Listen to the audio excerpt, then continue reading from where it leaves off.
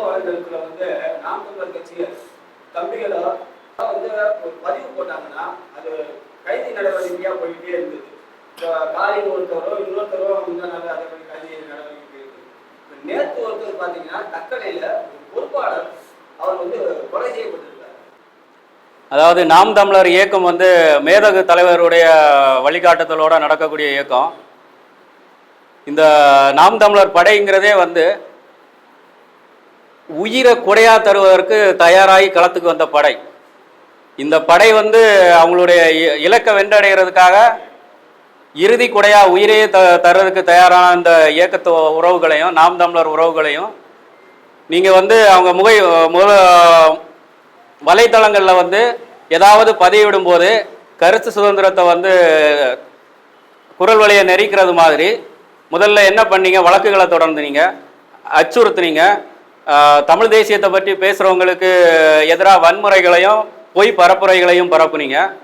அந்த நிலை இன்னைக்கு தாண்டி ஒரு ஆளுங்கட்சியான திமுகவினுடைய ஒன்றிய செயலாளரே ஒரு வழிபாட்டு தளத்தில் நடந்த முறைகேடுகளையும் நிதி மோசடிகளையும் தட்டி கேட்டு வெட்டவெளிக்கு கொண்டு வந்த நாம் தமிழர் கட்சியினுடைய சேர்ந்த மயிலாடு கன்னியாகுமரி மாவட்டம் மயிலோடு பகுதியை சார்ந்த சேவியர் குமார் அவர்களை வந்து வெட்டி படுகொலை பண்ணியிருக்கிறீங்க. இந்த படுகொலைகளை பார்த்தோ இல்லை உங்களுடைய மிரட்டல்களை பார்த்தோ களத்தை விட்டுட்டு போகிறதுக்கு அண்ணன் சீமான் அவர்கள் சீமான் தம்பிகளை வளர்க்கலை.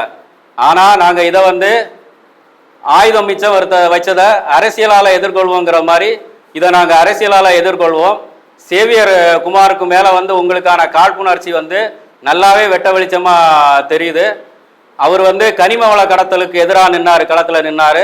திமுகவினுடைய அனைத்து அரசியல் மோசடிகளுக்கும் ஊழல் குற்றச்சாட்டுகளையும் வெளிப்படையாக களத்தில் பேசி ஒரு பெரும் வீரராக களமாடின ஒரு நபர் சேவியர் குமார். அவரை இன்னைக்கு நீங்கள் படுகொலை பண்ணியிருக்கிறீங்க. வரலாறு திரும்பும், வரலாறை எழுதி வைத்துக் கொள்ளுங்கள். படுகொலைகள் இந்திய அரசியலில், தமிழ்நாடு அரசியலில், கன்னியாகுமரி மண்ணில் 90க்கு அப்புறம் அரசியல் படுகொலையாக கன்னியாகுமரி மாவட்டத்தில் இந்த படுகொலை நடந்திருக்குது. எந்த இதுக்கும் குருதி ரத்தம் சிந்துதல் வந்து தீர்வாகாது. நீங்கள் வந்து அறிஞர் அண்ணா உங்களுடைய முன்னோடிகள் வந்து கருத்தால் வளர்த்தெடுத்த திராவிடத்தை இன்னைக்கு வந்து ஆயுதங்களால் வந்து அதை வென்றெடுத்துடலான்னு பார்க்குறீங்க. உங்களை நோக்கி வந்து அவதூறுகள் வரும், குற்றச்சாட்டுகள், உண்மையான குற்றச்சாட்டுகள், விமர்சனங்கள் வந்து எதிர்கட்சிகள் வைக்க தான் வேணும். ஆளுங்கட்சியினுடைய அத்துமீறல்களை சுட்டி காட்டுறதுக்கு தான் எதிர்கட்சிகள். இன்னும் உண்மையான எதிர்கட்சியாக தமிழ்நாட்டில் அண்ணன் சீமான் அவர்களும் அண்ணன் சீமானின் தம்பிகளாகிய நாம் தமிழர் தம்பி தங்கைகள் தான் நாங்கள் தான் இருக்கிறோம். நீங்கள் இதுக்கெல்லாம் நாங்கள் பயப்பட மாட்டோம். வீரியமாக இன்னும் நாங்கள் களத்தில் செயல்படுவோம்.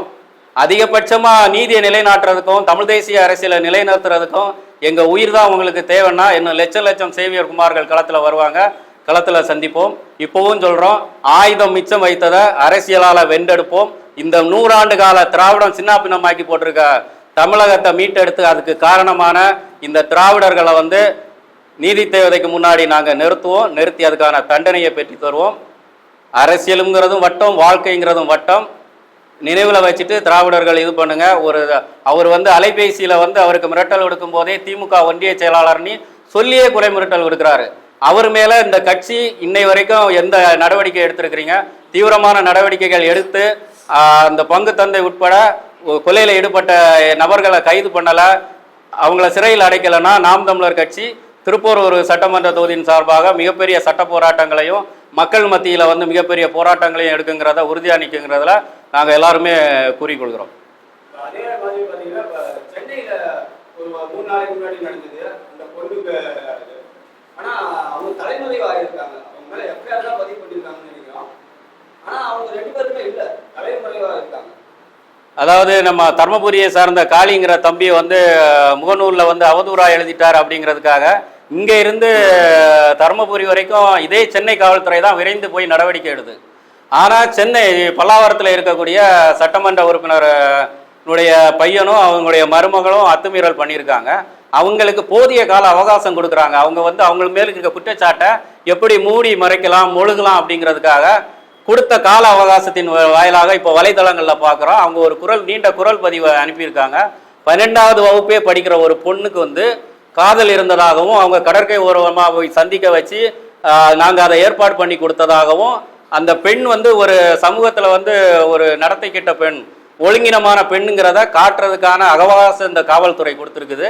இதை வந்து பார்க்குறவங்க அவங்க கட்சிக்காரங்களும் அந்த பெண்ணின் மேலே எப்படி ஸ்ரீமதி மேலே வந்து ஒரு பள்ளிக்கூடத்தை நான் தவற மறைக்கிறதுக்காக காதல் முத்திரை குத்தப்பட்டதோ அதே மாதிரி இந்த பெண்ணின் மீதும் காதல் முத்திரை குத்தப்பட்டு இருக்கிறது. நாங்கள் கேட்டுக்கிறது ஒன்றே ஒன்று தான், அங்கே இருக்கிற கூட்டணி அரசியல் கட்சிகள் உத்தரப்பிரதேசத்திலேயோ பீகார்லேயோ ஒரு பெண்ணுக்கு இல்லை ஒரு ஒடுக்கப்பட்ட பெண்ணுக்கு ஒரு பிரச்சனை நடந்ததுன்னா நீங்கள் உங்கள் மெயின் ஊடகங்களை பயன்படுத்திட்டு உட்கார்ந்து என்னதெல்லாம் காஷ்மீர்லேருந்து கன்னியாகுமரி வரைக்கும் மேலையும் கீழையும் குதிக்கிறீங்க. ஆனால் இன்னைக்கு வந்து உங்கள் கூட்டணி கட்சிக்காரருடைய ஒரு எம்எல்ஏவுடைய சமூக நீதி பேசக்கூடிய ஒரு கட்சி, சமூக நீதிங்கிற போலித்த வேடம் போட்டிருக்க ஒரு திமுக கட்சியினுடைய சட்டமன்ற உறுப்பினர் அவரு சொல்றாரு என் பையனுக்கும் என் பொண்ணுக்கும் என் மருமகளுக்கும் எந்த சம்மந்தமும் இல்லை, அவங்க ஏதோ தனித்தீவில் இருக்கிறது மாதிரியும் இவரு தனித்தீவில் இருக்கிறது மாதிரியும் பூசி மெழுகிற வேலையை இது பண்றீங்க. களத்துக்கு வாருங்க. பாதிக்கப்பட்டது யாரா இருந்தாலும் கட்சி வேறுபாடு இல்லாமல் அந்த சகோதரிக்காக குரல் கொடுக்கணும், நீதியை நிலைநாட்டணும். நீங்கள் யாரெல்லாம் விட்டுட்டு போனாலும் சரி, அண்ணன் சீமான் அண்ணனும் சரி, சீமான் அண்ணனின் தம்பிகளும் இந்த பிரச்சனையை அந்த பாதிக்கப்பட்ட அந்த சகோதரிக்கு நீதி நிலைநாட்டுறது வரைக்கும் நாங்கள் அதுக்காகவும் தொடர்ந்து குரல் கொடுப்போம். இது மாதிரி இந்த பிரச்சனைகள் நடக்காமல் தமிழக அரசு வந்து தமிழ்நாடு முழுவதும் இருக்கக்கூடிய குழந்தை தொழிலாளர்கள் பயன்படுத்துறது, அவங்களுக்கு ஆசை காட்டி நாங்கள் உங்களை கல்லூரிக்கு அனுப்புகிறோம், இந்த மாதிரி வீட்டு வேலைகளுக்கு யாரெல்லாம் இருக்கிறாங்களோ இந்த சகோதரிக்கு நடந்த கொடுமை இன்னும் யாருக்காவது நடந்துட்டு இருக்கோம். அதை வந்து தவிர்க்கிறதுக்காக தமிழக அரசு உடனடியாக இதற்கு ஒரு கணக்கெடுத்து எங்கெங்கெல்லாம் குழந்தை தொழிலாளர்கள் இருக்காங்களோ கடுமையான சட்டங்களை நிறைவேற்றி ஒரு குழு அமைச்சு இதை தீவிரப்படுத்தி நடவடிக்கை நடக்குங்கிறத நாம் தமிழர் கட்சி சார்பாக நாங்கள் கேட்டுக்கிறோம்.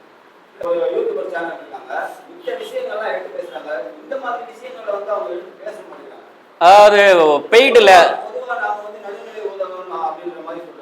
அவங்களுக்காக எந்த முத்திரை வேணாலும் கொடுத்துக்குவாங்க. நீங்கள் வந்து சம்பளத்துக்கு வேலை பார்க்குறதுக்கும் ஊடக தர்மங்கிறது அந்த காலத்தில் வந்து உயிரை பணையம் வச்சு எந்த ஆளுங்கட்சியினுடைய அராகத்துக்கும் பொருளாதார வலிமைக்கும் பயப்படாமல் ஊடகவியலாளர்கள் இருந்தாங்க. இன்றைக்கும் அது மாதிரி ஒரு சில ஊடகவியலாளர்கள் இருக்காங்க. ஆனால் இன்னைக்கு வாடகை தனக்கு வந்து ஒரு புகழ் வெளிச்சம் கிடைக்குது, தனக்காக கொஞ்சம் வியூவர்ஸ் இருக்காங்க, பார்வையாளர்கள் இருக்கிறாங்க அப்படின்னா இதை வந்து ஆளுங்கட்சிக்கு அனுசரணையாக போய் ஆளுங்கட்சிக்கு சாதகமாக நடந்து அந்த பார்வையாளர்களை வந்து எப்படி மூளை செலவை செய்கிறது. நடந்த திமுக ஒரு தவறு நடக்குது, திமுக ஆட்சியில் ஒரு தவறு நடக்குதுன்னா அதை வந்து எகிரி அடித்தார் குதித்து அடித்தார் அப்படிங்கிறது மாதிரி அவருடைய போட்டு தலைப்பு போட்டு பதில் பேசுகிறதும். உதாரணமாக நீங்கள் சொன்னது தர்மபுரியில் அந்த பழங்குடியின பெண்களுக்கு ஆந்திரா காவல்துறையால் நடந்த இதாக இருக்கட்டும், வேங்கை வயலில் மலம் கலந்த விஷயமா இருக்கட்டும், மேல்வா சிப்காட்டு தொழிற்சாலை பிரச்சனையாக இருக்கட்டும், இங்கே சமீபத்தில் அந்த கோயிலுக்குள்ளே வந்து பட்டியலின மக்களை அழைச்சி போகாததாக இருக்கட்டும், பாசிச பாஜக செய்யாததை கூட அவங்களுக்கு ஒரு படி மேலே போயிட்டு தமிழ்நாட்டில் வந்து நிறைய ஒடுக்குமுறைகள் நடக்குது. இதெல்லாம் பேச வேண்டிய அந்த வார்த்தையை நான் பயன்படுத்துறதுக்கு வெக்கி தலை குனிகிறேன். ஊடகவியலாளர்கள் வாடகை வாய்களாக மாறி பெய்டு லேபராக மாறி போனதுனால தமிழக மக்களுக்கு போய் சேர வேண்டிய செய்திகள் சரியாக போய் சேரலை. பிரதான ஊடகங்கள் காட்சி ஊடகங்களும் அவங்களுக்கு வரக்கூடிய விளம்பர வருவாய்க்காக தமிழ்நாடு மக்கள் பாதிக்கப்படுற எல்லா செய்தியும் இது பண்ணுறாங்க.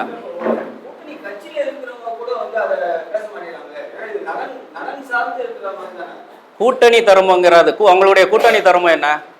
1 விழுக்காடு வாக்கு இருந்தால் 100 கோடி, 2 விழுக்காடு வாக்கு இருந்தால் 200 கோடி, 5 விழுக்காடு இருந்தால் 500 கோடி. இதுதான் அவங்களுடைய கூட்டணி தர்மம். இந்த கூட்டணி தர்மத்துக்காக வாய் திறக்காமல் இருக்காங்க, அவ்வளோதான். இதை தான் நீங்கள் கூட்டணி தர்மம். அது அந்த அவங்க எப்படி கூட்டணி தர்மத்தை மீறுவாங்க?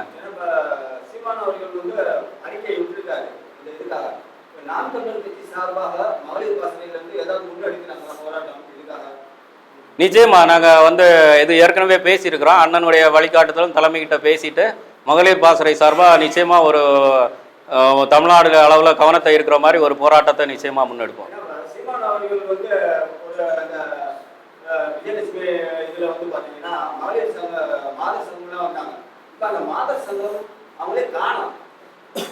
அதாவது இதை நீங்கள் வேடிக்கையாக வினோதமாக எடுக்கக்கூடாது.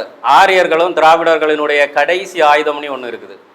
அது தமிழகத்தினுடைய கடைசி மன்னர் சம்புவராயர் இருக்கட்டும், தமிழக மிகப்பெரிய ஆளுமைகளாக இருக்கட்டும், கருத்தியலால் வந்து மோதி பார்ப்பாங்க, புறக்கணித்து பார்ப்பாங்க. வளர்ந்து நின்னதுக்கப்புறம் கடைசி ஆயுதமாக கொண்டு வர்றது வந்து மதிப்பிற்குரிய பெண்களை தான், மகளிரை தான் அவங்க பயன்படுத்திக்குவாங்க. ஆனால் அவங்க பேசுகிறது வந்து பெண்ணுரிமை, பெண்ணடிமைத்தனம் இதெல்லாம் பேசுவாங்க. ஆனால் அவங்களுக்கு எப்போல்லாம் ஆபத்து வருதோ பின்னாடி இருந்து டக்குனி பெண்ணுரிமைங்கிற கவசத்தை அப்படி தூக்கி காட்டிடுவாங்க. காட்டிட்டு யாரையாவது முன்னிறுத்திட்டு அவங்களுக்கு எதிராக கருத்தியல் பேசுகிறவங்களுக்கு முன்னாடி ஒரு அவதூறா யாரையாவது பேச வைக்கிறது.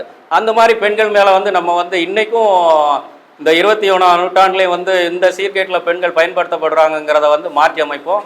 பெண்களுக்கான மரியாதையும் இதையும் கொடுக்கறதுக்காக தான் அண்ணன் வந்து 50 விழுக்காடு வந்து ஆணுக்கு நிகர் பெண்ணுங்கிற இதை கொடுத்துருக்காரு. எங்கள் நாம் தமிழர் கட்சி ஆட்சி அமையும் போது பெண்களை இந்த மலிவான விளம்பரங்களுக்கு பயன்படுத்துறது வந்து தடுக்கப்படும், அரசியல் அறிவு ஊட்டப்படும் அவங்களுக்கு.